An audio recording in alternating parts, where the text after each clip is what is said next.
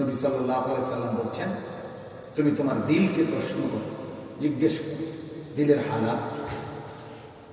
হালাত। এক সাহাবী বলছেন, ইয়া রাসূলুল্লাহ, আমাকে এমন একটা কথা বলে দেন যে কথা আমি আর কাউকে জিজ্ঞেস করতে না হয়, এমন একটা মূল কথা বলে দেন। আল্লাহ নবী সাল্লাল্লাহু আলাইহি সাল্লাম বললেন, কুল আমানতু বিল্লাহ সুম্মা ইসতাকিম। আল্লাহ নবী সাল্লাল্লাহু আলাইহি সাল্লাম বললেন, তুমি বলো যে আমি আল্লাহকে মেনে নিলাম, অতঃপর এই কথার উপরে মৃত্যু পর্যন্ত মজবুত থাকো। এই যে আমরা আল্লাহর কথা তো শুনলাম, কিন্তু আমাদের ইস্তেকামাত কোথায়? ইস্তেকামাত, দৃঢ়তা। ইন্নাল্লাযীনা ক্বালু রাব্বুনা আল্লাহ সুম্মা ইসতাকামু। আল্লাহ তাআলা বলেন, আমি বান্দা এটা চাই যে তুমি 24 ঘন্টা তোমার জবানে উচ্চারণ হবে, সব ব্যাপারে, সব বিষয় আমার রব শুধুই আল্লাহ। সুম্মা ইসতাকামু, অতঃপর এই কথার উপরে মজবুত, সুখে কিংবা দুঃখে, আনন্দে কিংবা বেদনায়, প্রত্যাশা মতো হয় অথবা না হয়, কখনো সুখ কখনো দুঃখ, হার হালাত আমার আল্লাহই আল্লাহ। হাসাইলেও তিনি, কাঁদাইলেও তিনি, সুখে রাখলেও তিনি, দুঃখে রাখলেও তিনি, আমার চাহিদা মতো সব পেলেও তিনি, না পেলেও তিনি। আল্লাহ তাআলা বলেন, আল্লাহই হাসান, আল্লাহই কাঁদান। তিনি মৃত্যু দান করেন, তিনি জীবন দান করেন। তাহলে মুখের হাসি কার দান? চোখের কান্না কার দান?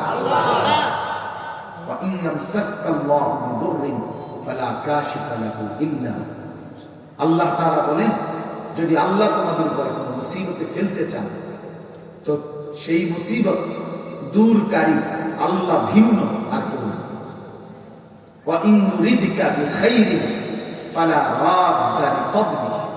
আর আল্লাহ যদি তোমাদের কল্যাণ করতে চান, তাহলে আল্লাহর সেই ফয়সালাকে ঠেকাইয়া দিবে এমনও কেউ নেই। আছে কেউ? আল্লাহুম্মা লা মানিআ লিমা আ'তাইতা ওয়া লা মু'তিয়া লিমা মানা'তা ওয়া লা ইয়ানফা'ু বিল জাদ্দি মিনকাল জাদ। নবী সাল্লাল্লাহু আলাইহি সাল্লাম 5 ওয়াক্ত নামাজের পরে এই দোয়া করতেন, হে আল্লাহ, আপনি দিলে বাধা দিবে কে? আপনি না দিলে দিবে কে? আপনাকে বাদ দিয়ে কারো কোনো চেষ্টায় কি ফল? কোনো লাভ হবে না। তাইলে এই কথা দুষ্কর, এটা বুঝা উচিত, নিজের দিকে ফিকির করা উচিত, নিজের ফিকির।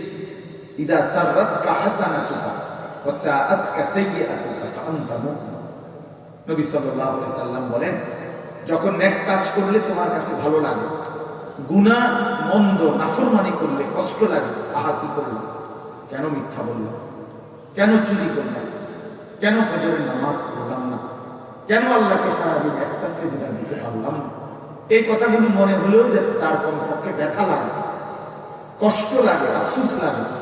নবী সাল্লাল্লাহু আলাইহি সাল্লাম বলেন, তাহলে ধরে নাও তুমি এখনো মুমিন, কিন্তু যেদিন এর থেকে নিচে নেমে যাবে, সেদিন আর তোমার ঈমান নেই।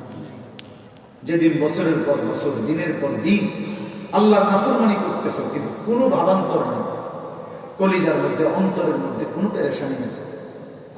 365 দিন কোনো দিন ফজরের নামাজ পড়ে না এমন নাফরমান, কিন্তু চেহারার মধ্যে ন্যূনতম কোনো লজ্জিত, এটাও ভালো, এটা যে কোনো বিষয়, এটাও মনে, এটাও মনে। কত বড় অসভ্য হইলে, কত বড় নিকৃষ্ট হাইওয়ান, চতুষ্প জন্তু হইলে এটা। মুসলমানের ঘরে এত বড় নাফরমান কেমনে জন্ম নিল আমি তো বুঝি না। কোন মারফুট, কোন গাছে এত বড় অসভ্য জানোয়ার মুসলমানের ঘরে কেমনে হয়? আমি অনেক চিন্তা করে, 1 বছর 365 দিনে কোনদিন ফজরের নামাজ পড়লো না, এত বড় জানোয়ার মানুষের বাচ্চা হয় কেন? মানুষের বাচ্চা হয় কেন? আমি বুঝি, মুসলমানের তো পরে, আমার তো এর মানুষের বাচ্চা মনে হয়। এইটা চতুষ্প জন্তু না তো জন্তুটা কি? মানুষ রূপী জানোয়ার এ না তো কে? 30 বছর ধরে সুদ খায়, এত বড় হারামখোর মুসলমান হয় কেন?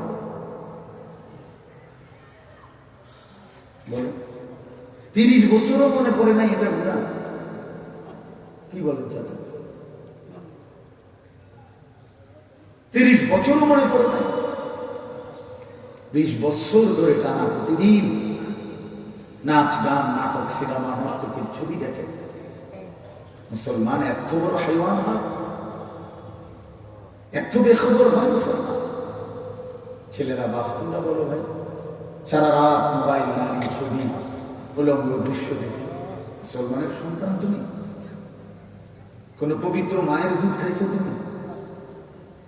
কোন ইমানদারের ঘরে জন্ম দিছো তুমি? জন্ম দিলে এত বড় অসভ্য কেমন? তোমার মা তোমার 2 বছর দুধ খাওয়াইছে এই নর্তকীর ছবি দেখার জন্য, উলঙ্গ দৃশ্য দেখার জন্য? এক বাবা তোমার আজকে 16 বছর যাবৎ বিদেশ করে মাথার ঘাম পায়ে ফেলে টাকা কামাই করে, তুমি দিন রাত মোবাইলে উলঙ্গ ছবি দেখার জন্য? ওই যে ওই অপদার্থকে দেখে, এটা অপদার্থ, উঠে যাও বেটা, যাও তুমি বাইরে যাও বেটা, তোমার ছবি তোলা বাকি থাকলে বাইরে গিয়ে উঠো, ফালতু কথা। এমন ভালো লাগছে কিন্তু সরম পাইরা।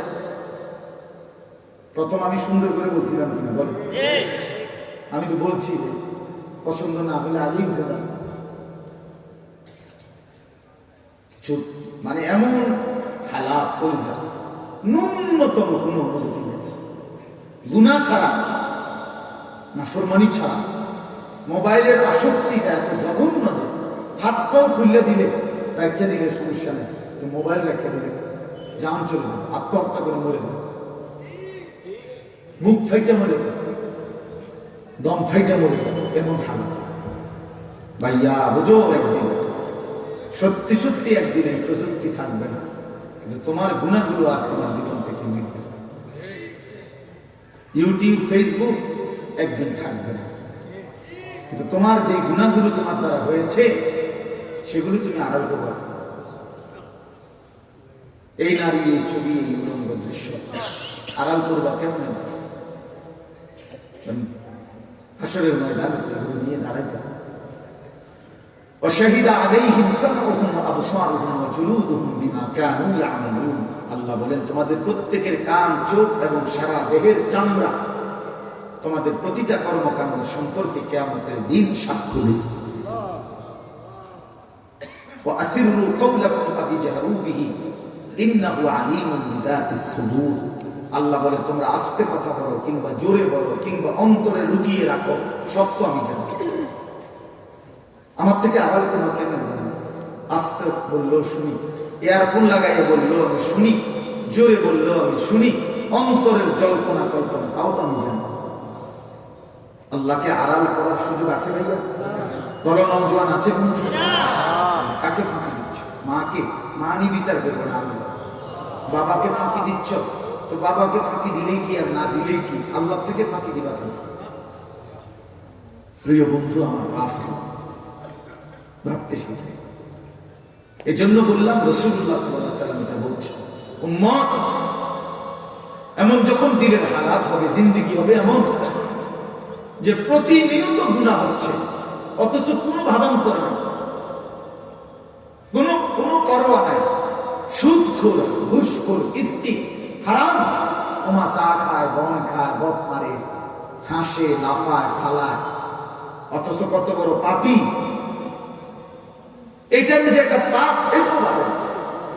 আজ 30 বছর ঘরে টেলিভিশন চলে, বউ বাচ্চা নাচ গান দেখে ডেইলি, এটা যে গুনাহ, এই নাফরমান অভিভাবক এই ব্যাটা এটা ভাবে, এটা যে গুনাহ।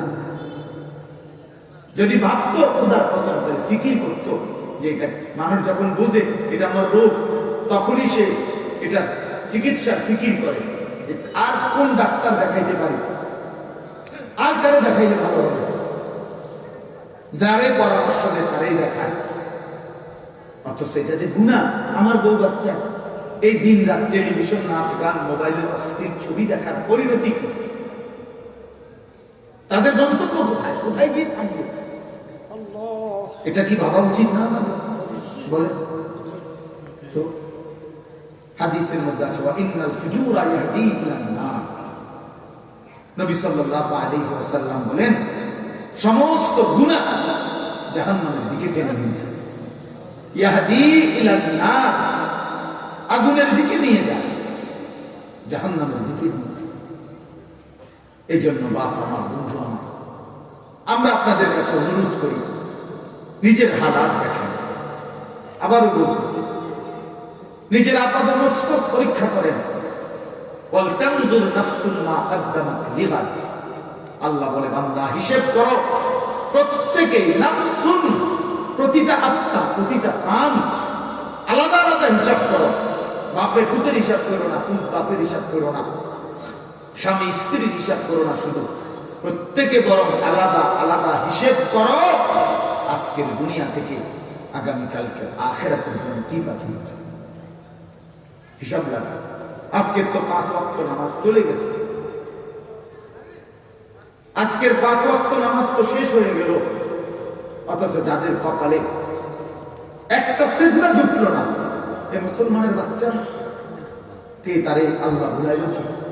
তার বাবাকে, তার মাকে, তার ছোটবেলা কেমনে বড় হইল? এ কেমনে মুসলমানের ঘরে ঘুমাবে?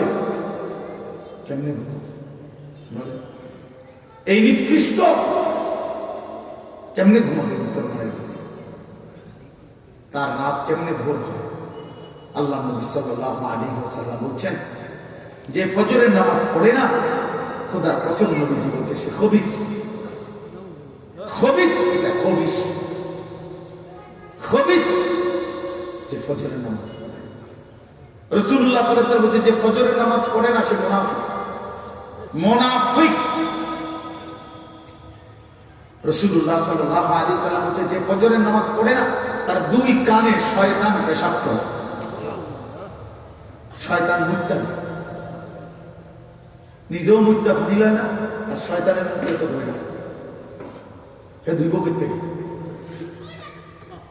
শয়তান পেশাব। রাসূলুল্লাহ সাল্লাল্লাহু আলাইহি ওয়াসাল্লাম বলছে, যে ফজরের নামাজ না পড়ে ঘর থেকে বের হয়, সে শয়তানের পতাকা নিয়ে বের হয়। শয়তান, যার কপালে সেজদা নাই, কোরআন তাকে বলছে শয়তান।